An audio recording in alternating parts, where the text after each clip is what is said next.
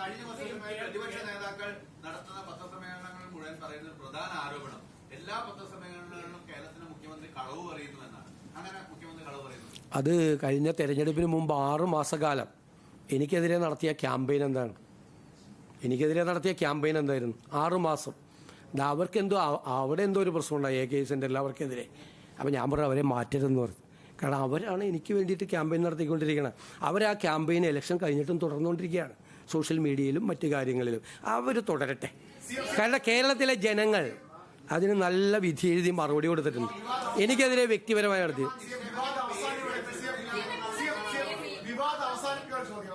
കഴിഞ്ഞ ദിവസം പറഞ്ഞത് കൊച്ചിയിലേക്ക് പോയത് ഇൻവെസ്റ്റേഴ്സിനെ കാണാനെന്നാണ്. ഇന്ന് പറഞ്ഞത് കൊച്ചിയിൽ പോകുമ്പോൾ അവരെ കണ്ടു എന്നാണ്. ഏതാണ് ശരി? ഞാൻ വളരെ ക്ലിയർ ആയിട്ട് പറഞ്ഞാണ്. ഇനി നോ അത് I have made it very clear. ഇനി ഒന്നുമില്ല പറഞ്ഞു.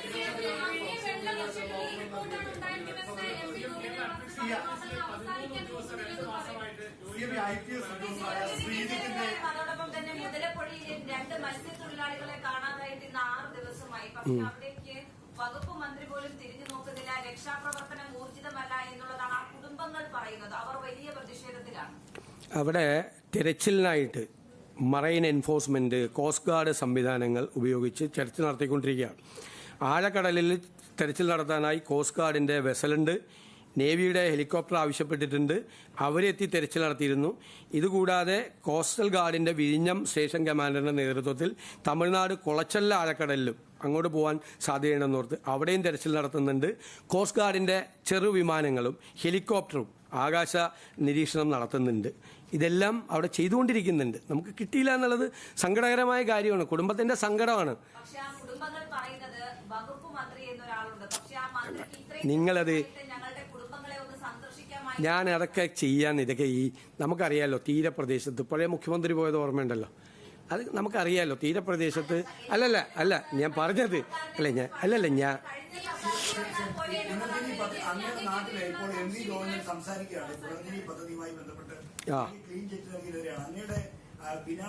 അതിന്റെ ഫയലിന്റെ പുനർജനിത്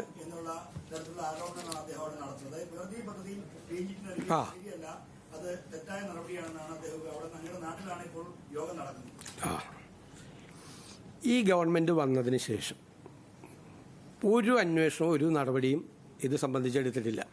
എല്ലാ ഫൈൻഡിങ്ങും നടത്തിയത് കഴിഞ്ഞ സമയത്ത്. നിങ്ങളിതൊന്ന് അറിയണം.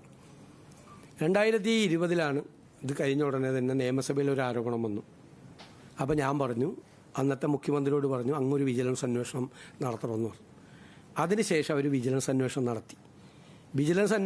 എൻ്റെ ആവശ്യമായിരുന്നു. ഞാൻ നിയമസഭയിൽ ആവശ്യപ്പെട്ട് അന്വേഷണം നടത്തിയിട്ട് ഒരു തരത്തിലുള്ള ക്രമക്കേടും നടന്നിട്ടില്ല എന്നുള്ള റിപ്പോർട്ട് പ്രാഥമിക അന്വേഷണം നടത്തി വിജിലൻസ് ഗവൺമെൻറ് കൊടുത്തു. അന്ന് അത് അംഗീകരിച്ചു.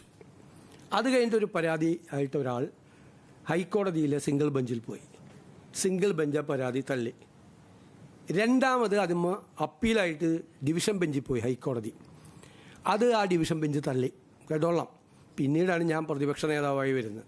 പ്രതിപക്ഷ നേതാവായി വരുമ്പോഴാണ് 2023 നേരത്തെ അന്വേഷിച്ച് തള്ളിയ കേസ് ഞാൻ പ്രതിപക്ഷ നേതാവായപ്പോൾ വീണ്ടും ഒരു പരാതി വാങ്ങി വീണ്ടും അന്വേഷണം ആരംഭിച്ച് കഴിഞ്ഞതിന് ശേഷം വിജിലൻസ് റിപ്പോർട്ടാണ് 14/6/2023 രജിസ്റ്റർ ചെയ്ത കേസിൽ 7/9/24 വിജിലൻസ് റിപ്പോർട്ട് കൊടുത്തിരിക്കുകയാണ്. എന്താണ്? Inquiry could not discover any evidence to sustain the allegation. The inquiry so far could not reveal any evidence and also the allegations could not sustain in evidence. ഇത് ഞാൻ മുഖ്യമന്ത്രിയായതിനു ശേഷമുള്ളതല്ല. 7/9/2024 റിപ്പോർട്ടാണ്. ഇനി വീണ്ടും അതിൽ വിജിലൻസ് നടത്തിയ റിപ്പോർട്ടിൽ 2 വിജിലൻസ് ഡയറക്ടർമാർ റിപ്പോർട്ട് കൊടുത്തു. ഒന്ന്, prevention of corruption act attract ചെയ്യുന്ന ഒരു തെറ്റും ഞാൻ ചെയ്തിട്ടില്ല. ക്ലീൻ ചിറ്റാണ്. അതായത് PC ആക്ട് എനിക്കെതിരെ ഈ അലിഗേഷൻ അന്വേഷിച്ചതിൽ നിൽക്കില്ല എന്ന് ഒരു വിജിലൻസ് ഡയറക്ടർ. അപ്പോൾ പറഞ്ഞു FCRI അന്വേഷിക്കാൻ പ്രകാരം തീർക്കരുതല്ലേ, ഞാൻ പ്രതിപക്ഷ നേതാവാണല്ലോ, തീർക്കരുതല്ലേ, FCRI വയലേഷൻ നടത്തിയിട്ടുണ്ടോ എന്ന് അന്വേഷിക്കാൻ പറഞ്ഞു. ഒരു FCRI വയലേഷനും ഇല്ലെന്നും പറഞ്ഞ് രണ്ട് വിജിലൻസ് ഡയറക്ടർമാരെ ഞാൻ സ്വാധീനിച്ചെന്ന് പറയരുത്. രണ്ടാമത്തെ വിജിലൻസ് ഡയറക്ടർ രണ്ടാമത് FCRI അന്വേഷണം നടത്തി. FCRI നിലനിൽക്കില്ല, ഒരു കാരണവശാലും നിലനിൽക്കില്ല എന്ന് പറഞ്ഞു. അതിൻ്റെ ഇടയിൽ വയനാട് ഞങ്ങളുടെ ക്യാമ്പ് നടത്തുന്ന ദിവസം അന്നത്തെ മുഖ്യമന്ത്രിയുടെ ഓഫീസിൽ നിന്ന് CBI അന്വേഷിക്കാൻ പോകണമെന്ന് പറഞ്ഞു. അപ്പോൾ ഞാൻ പറഞ്ഞ മറുപടി ഓർമ്മയുണ്ടല്ലോ, ഞാൻ പേടിച്ചു പോയി. ഉടനെ CBI അന്വേഷണം ഏർപ്പെടുത്തിക്കൊള്ളാൻ പറഞ്ഞു. CBI അന്വേഷണം ഇതിനകത്ത് നിലനിൽക്കുക. കാരണം വിജിലൻസിനൊരു കേസ് രജിസ്റ്റർ ചെയ്യാൻ പോലും പറ്റാത്തൊരു കേസിൽ CBI അന്വേഷണം നിലനിൽക്കില്ല എന്നുള്ള നിയമോപദേശം ഗവൺമെൻറ്റിന് കിട്ടി. അത് കഴിഞ്ഞതിന് ശേഷമാണ് ഇതെല്ലാം നിന്നിട്ട് ഇത് തീർക്കാതെ, എന്നുവെച്ചാൽ എല്ലാ റിപ്പോർട്ടും കിട്ടിയിട്ട് ഇത് തീർക്കാതെ ഇവർ കയ്യിൽ വെച്ചുകൊണ്ടിരുന്നു. മനസ്സിലായില്ലേ? ഇപ്പോൾ എന്താണ് കൊടുത്തിരിക്കുന്നത്? ഇപ്പോൾ കൊടുത്തിരിക്കുന്നത് 26/5/2026 ഡയറക്ടർ, വിജിലൻസ് ഡയറക്ടർ കൊടുത്തിരിക്കുന്നത് എന്താ? As stated earlier, there is no vigilance angle revealed in the case, and so no action is due from this department in this regard. Hence, further action in this regard may be dropped. എന്ന് അപ്പോൾ എല്ലാ അന്വേഷണം നടത്തി എല്ലാ റിപ്പോർട്ടും കൊടുത്തത് പിണറായി സർക്കാരിൻ്റെ കാലത്താണ്. പക്ഷെ ആ റിപ്പോർട്ട് വാങ്ങിച്ച് കയ്യിൽ വെച്ചിട്ട് ഈ ഒരു പുകമറയുണ്ടാക്കി എനിക്കെതിരായിട്ട് വിജിലൻസ് അന്വേഷണം നടക്കുന്നു എന്ന് തെരഞ്ഞെടുപ്പ് കാലത്ത് പോലും എനിക്കെതിരായിട്ട് ക്യാമ്പയിൻ നടത്തി. ആയിരുന്നല്ലോ, ക്ലിയർ ആയില്ലേ ഇപ്പോൾ? കാരണം ഞാനന്ന് പറഞ്ഞില്ല, ഞാനന്ന് ഒരിക്കലും ഇത് രാഷ്ട്രീയ വേട്ടയാടലാണെന്ന് ഞാൻ പറയില്ല. ഒരു ആരോപണം വന്നതാണ് എന്നായിരുന്നു എൻ്റെ വാക്ക്. എല്ലാവരും പറയും ഇത് രാഷ്ട്രീയമായി വേട്ടയാടുകയാണെന്ന് എല്ലാവരും പറയും. രാഷ്ട്രീയ ഞാൻ പറഞ്ഞ അന്ന് ഇത് രാഷ്ട്രീയമായിട്ടല്ല, ഒരു ആരോപണം വന്ന് ഞാൻ തന്നെയല്ലേ പറഞ്ഞു അന്വേഷിക്കാൻ. മറ്റേ വിജിലൻസ് പറഞ്ഞപ്പോൾ വിജിലൻസ് അന്വേഷിക്കാൻ പറഞ്ഞു, CBI പറഞ്ഞപ്പോൾ CBI അന്വേഷിക്കും.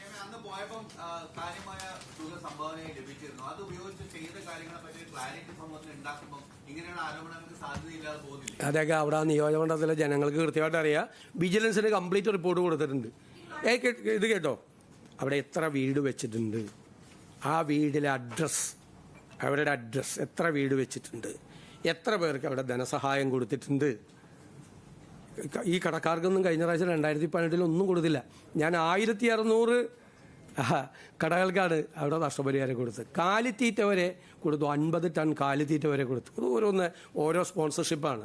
ഈ പുനർജനിക്ക് ഇവിടെ മോഡൽ എന്ന് പറയുന്നത്, ഞാനതുകൊണ്ടാണ് അന്ന് ധൈര്യമായിട്ട് അസംബ്ലി പറഞ്ഞത് ഇത് നല്ല മോഡലാണെന്ന്. അന്വേഷണം നടത്തുന്ന ഉദ്യോഗസ്ഥന്മാരെ അപ്രീഷിയേറ്റ് ചെയ്യും. കാരണം ഞങ്ങൾക്ക് ഒരു അക്കൗണ്ടും ഇല്ല.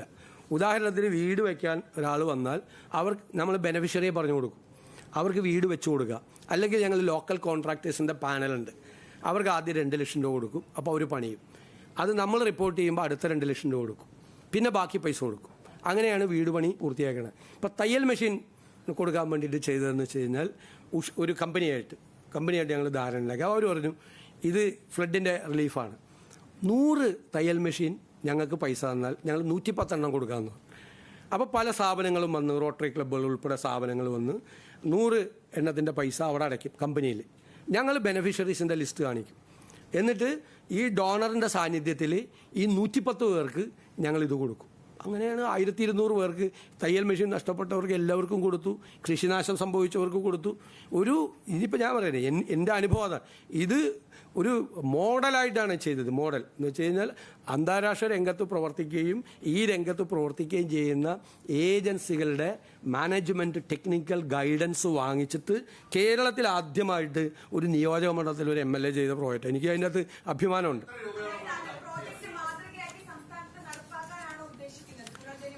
അല്ലല്ല, നമ്മളിപ്പോൾ 1 കേരള മിഷൻ നമ്മൾ ഡിക്ലെയർ ചെയ്തിട്ടുണ്ട്. ഇതൊക്കെ നമ്മുടെ അനുഭവത്തിൽ നിന്ന് ചെയ്താണ്. ബജറ്റിൽ വെറുതെ ഒരു ഇതല്ല. അതിൽ ഈ രംഗത്ത് ചാരിറ്റി രംഗത്ത് പ്രവർത്തിക്കുന്ന ഒരുപാട് സംഘടനകളുണ്ട്, അവരുടെ എക്സ്പീരിയൻസ് ഉണ്ട് ഇഷ്ടം പോലെ, ധാരാളം. നമ്മൾ അത്ഭുതപ്പെട്ടു പോകും. ഓരോ രംഗത്ത് പ്രവർത്തിക്കുന്ന, ഓരോ ഫീൽഡിൽ പ്രവർത്തിക്കുന്ന അവരെല്ലാം കൂടി അസോസിയേറ്റ് ചെയ്തുകൊണ്ട് നമ്മളൊരു കോർപ്പസ് ഉണ്ടാക്കിക്കൊണ്ട് ചെയ്യും. അതിൽ ഞങ്ങൾ ഡിക്ലെയർ ചെയ്തേക്കുന്ന 2 കാര്യമാണ്. ഒന്ന്, ഒരു ഡോണർ 1000 രൂപ തന്നാൽ അതിൽ നിന്ന് 1 രൂപ പോലും ചെലവെടുക്കാതെ ഈ 1000 രൂപയും ബെനഫിഷ്യറിയുടെ കയ്യിലെത്തിക്കും. അതായിരുന്നു പുനർജനി മോഡലും. എത്തിക്കും, 1 രൂപ പോലും പോവില്ല. ചിലവ് നമ്മൾ വേറെ വഹിക്കും, ഗവൺമെൻറ് വഹിക്കും ചിലവ്. അവിടെ MLA വേറെ സംവിധാനം ഉണ്ടാക്കി ആ ചിലവ് വഹിക്കും. പിന്നെ ഈ ബെനഫിഷ്യറി ആരാണെന്ന് ഡോണറിന് അറിയാൻ പറ്റിയെന്ന സംവിധാനം, ഇയാൾ അർഹതപ്പെട്ട ആളാണെന്ന് പറഞ്ഞു. ഇപ്പം ഞാനെനിക്ക് 200 തയ്യൽ മെഷീൻ റോട്ടറി ക്ലബ്ബുകളിലൂടെയൊക്കെ തന്നു. അപ്പോൾ ഞാൻ പറഞ്ഞു റോട്ടറി ക്ലബിനെ അവരുടെ സ്ത്രീകളുടെ സംഘടനയുണ്ട് ഇന്നർവീൽ, അവരോട് വന്ന് ഈ 200 വീടുകളും വിസിറ്റ് ചെയ്യാൻ പറഞ്ഞു. ഈ 200 വീടുകളിൽ അവിടുത്തെ സ്ത്രീകൾ വന്ന് വിസിറ്റ് ചെയ്തു. അപ്പോൾ അവർ വിസിറ്റ് ചെയ്തിട്ട് തിരിച്ച് അവരുടെ കുടുംബങ്ങളെ ഉൾപ്പെടെയാണ് അവരോട് പറഞ്ഞു 300 എണ്ണം കൂടി കൊടുക്കണമെന്ന് പറഞ്ഞു. കാരണം അത്ര നന്നായിട്ടാണ് ചെയ്തിരിക്കുന്നത്. അപ്പോൾ അവർ 300 എണ്ണം കൂടി തന്നു. ഇതോരോ മോഡലാണ്. ഇപ്പോൾ 2 കാര്യമാണ് ഇത്തരം കാര്യങ്ങൾ ചെയ്യുമ്പോൾ ചെയ്യുന്നത്. ഒന്ന്, ഒരു ഡോണറും തരുന്ന പൈസയുടെ 1 രൂപ കുറയരുത്. 2, ബെനഫിഷ്യറിയെ സെലക്ട് ചെയ്യും. ഞാൻ എങ്ങനെ ബെനഫിഷ്യറിയെ സെലക്ട് ചെയ്ത്, ഒരു മാനേജ്മെൻറ്റ് സ്കൂളുണ്ട്, കോളേജ് കളമശ്ശേരിയിൽ XIME സേവിയേഴ്സിൻ്റെയാണ്. അവിടുത്തെ 200ഓളം സ്റ്റുഡൻസ്, MPA സ്റ്റുഡൻസും അവിടുത്തെ അധ്യാപകരും വന്ന് സർവേ നടത്തിയിട്ടാണ്, ആ സർവേയുടെ റിസൾട്ട് വെച്ചിട്ടാണ് ഇത് ചെയ്തത്. ഇപ്പോൾ കടകൾക്ക് വിതരണം നടത്തിയപ്പോൾ അതിൻ്റെ കൂടെ വ്യാപാരി വ്യവസായി സംഘടനകളുടെ ലെറ്റർ കൂടി വാങ്ങിച്ചു. അപ്പം നമ്മൾ പിന്നെ ഞങ്ങളുടെ ഒരു ടീം വിസിറ്റ് ചെയ്ത് നോക്കി. അങ്ങനെ 2-3 മാർഗങ്ങളിലൂടെ നമ്മൾ ആരെങ്കിലും തരുന്ന പൈസ പറ്റിക്കരുതല്ലോ മറ്റൊരു തട്ടിപ്പിച്ചു കൊണ്ടുവരും. അങ്ങനെയുള്ള നിങ്ങളൊന്ന് പഠിക്കുക, ആ സ്കീമൊന്ന് പഠിക്കുക. നിങ്ങളെന്നിട്ട് എഴുതാ അതിനെ പറ്റിയൊക്കെ. എൻ്റെ പേര് പറയണ്ട.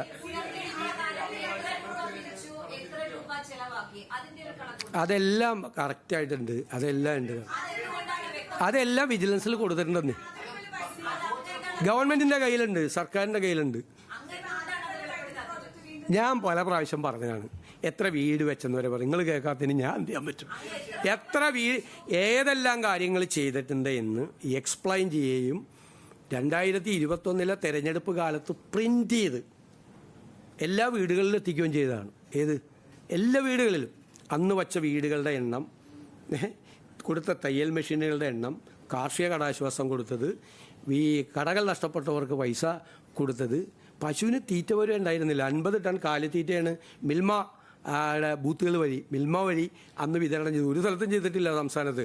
അങ്ങനെയുള്ള മൈന്യൂട്ടായിട്ടുള്ള കാര്യം, കുഞ്ഞുങ്ങൾക്ക് കംപ്ലീറ്റ് ഇത് നഷ്ടപ്പെട്ടവർക്ക് ഉള്ള സാധനങ്ങൾ, ലാപ്ടോപ്പ്, അതുപോലെ ഫോൺ നഷ്ടപ്പെട്ട ആളുകൾക്ക് ഫോണ്, ഒരുപാട് കാര്യങ്ങൾ അതെല്ലാം പ്രിൻ്റ് ചെയ്ത് പബ്ലിഷ് ചെയ്താണ്.